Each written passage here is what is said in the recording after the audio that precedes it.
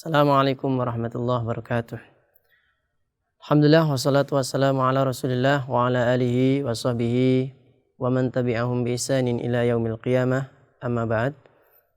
Para pemirsa dimanapun Anda berada, semoga Allah senantiasa memberikan rahmat kepada kita semua. Pada pertemuan ini kita akan membahas tentang tujuan mempelajari ilmu tajwid.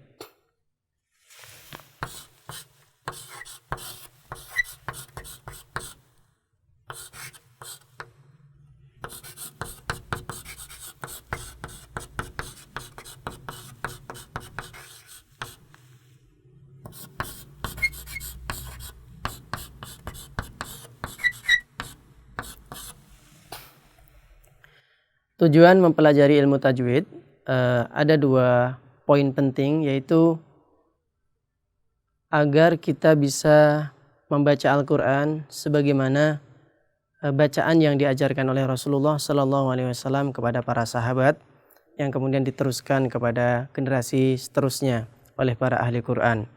Kemudian yang poin kedua, supaya kita terbebas dari kesalahan-kesalahan dalam melafalkan bacaan Al-Quran. Yang mana kesalahan ini disebut dengan al-lahn. Al-lahn itu al-lahnu.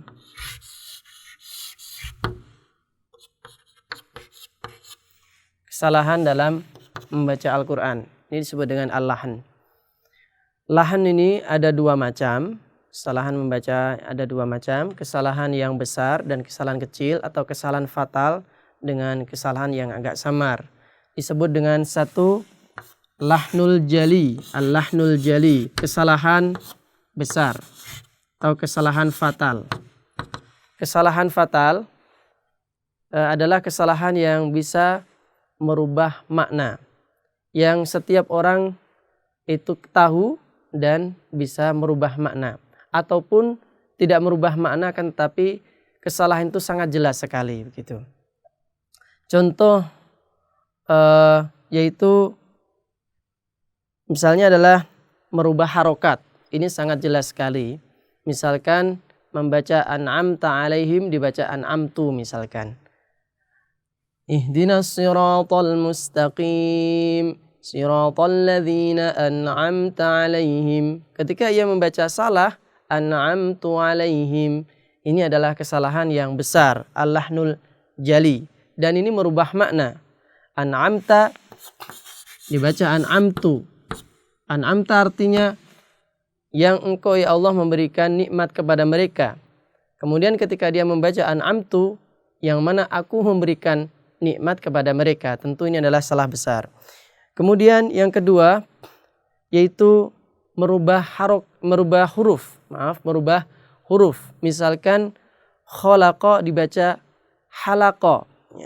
Khalaqas samawati wal ard. Ya, khalaqa as-samawati wal ard. Ia baca halaqa.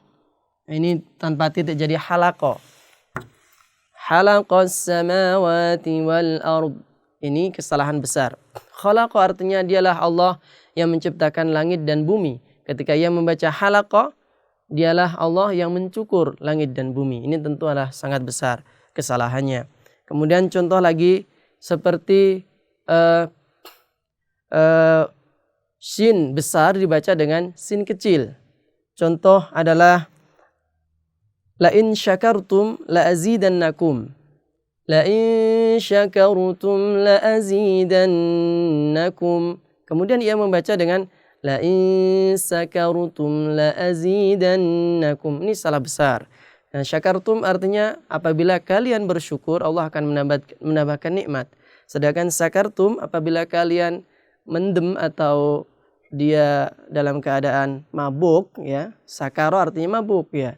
La azidannakum, kan sungguh kami akan menambahinya. Itu kan sangat jauh berbeda artinya. Ini bahaya sekali. Nah, oleh karena itu belajar nanti makharijul huruf istilahnya itu, supaya pengeluaran huruf itu sesuai dengan apa yang dilafalkan oleh Rasulullah, ya, sesuai dengan ilmu tajwid. Kemudian menambah atau mengurangi sehingga panjang dan pendek berbeda. Yang panjang ia pendekkan, yang pendek ia panjangkan. Ini sangat bahaya. Contoh adalah hudan, ia baca hudan. Ya. Misalkan hudan begini ya. Habis ini kan hudan dibaca hudan. Misalkan alladzi apa itu? Alif lam mim dzalikal kitabu la raiba fihi hudal lil muttaqin. Hudal lil muttaqin dibaca hudal lil muttaqin, begitu misalkan. Ini salah besar. Karena hudan artinya petunjuk, hudan itu orang Yahudi. Nah, ini juga bahaya. Ini memanjangkan yang pendek atau yang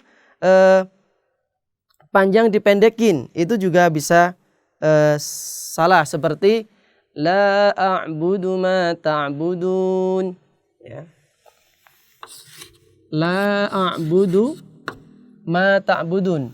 Ia baca la a'budu ma ta'budun. Aku tidak menyembah apa yang kalian sembah. Tapi ketika ia pendekkan jadi la a'budu ma ta'budun, maka bacaannya jadi artinya sungguh aku akan menyembah apa yang kalian sembah. Yang tadi tidak menyembah ini malah jadi menyembah, sungguh menyembah. Ini kesalahan yang fatal sekali. Maka panjang pendek, kemudian huruf yang berubah menuju huruf yang lain, inilah kesalahan yang fatal. Kemudian ada al-lahnul khafi. Al-lahnul khafi nomor 2 ya. Kesalahan yang samar atau kesalahan kecil. Khafi artinya samar. Karena apa? Yang mengetahui hanya orang-orang yang mengetahui ilmu tajwid. Sedangkan mereka yang tidak mengetahui ilmu tajwid tidak mengetahui. Contohnya adalah menebalkan huruf-huruf yang harus dibaca tipis. Misalkan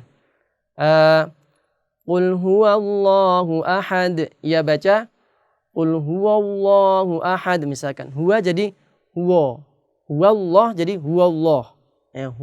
Antara huwallah dengan huwallah itu beda. Yang satu ditipis, yang satu ditebalkan. Nah, ini memang tidak merubah makna, kan tetapi ini telah salah pula. Kemudian contoh lagi adalah berdengung pada tidak tempatnya. Ya, misalkan dalam surah Al-Falaq misalkan wa min syarri ghasiqin idza waqab, ya baca wa min syarri ghasiqin idza waqab. Ini salah. Dia berdengung tidak pada tempatnya. Ini tidak merubah makna, kan tetapi ini kesalahan juga, lahnul khafi, kesalahan yang samar. Kemudian juga menambah panjang dengung. Harusnya dengungnya cuma 2 harokat, ia panjang jadi banyak. Wa min syarrin naffatsati fil 'uqad. Ini salah. Harusnya 2 harokat saja. Wa min syarrin naffatsati fil 'uqad. Begitu. Kemudian termasuk kesalahan kecil atau kesalahan samar adalah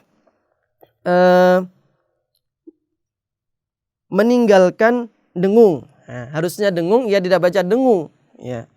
Inna a'tainakal kautsar, misal inna a'tainakal kautsar. Kemudian ia baca inna a'tainakal kautsar. Innya itu kurang dengung, jadi tidak membaca dengung. Ini semua adalah kesalahan khafi. Nah, menurut ulama bahwasanya kesalahan khafi, kesalahan yang samar, itu adalah haram hukumnya. Sebagian mengatakan makruh hukumnya, kan tetapi mayoritas mengatakan tetap dilarang atau haram. Maka seharusnya kita belajar sehingga menghindari hal-hal yang tidak dibolehkan atau tidak dibenarkan. Oleh karena itu kita berharap kita bisa membaca Al-Quran dengan benar dan menghindari kesalahan-kesalahan dalam ilmu tajwid ini. Semoga kajian ini bermanfaat, semua bisa mendapatkan barokah Al-Quran, hidup kita disinari oleh cahaya Al-Quran, dan kita mendapatkan syafaat Al-Quran kelak di hari kiamat biiznillah. Amin ya rabbal alamin. Saya kira itu. Wassalamualaikum warahmatullahi wabarakatuh.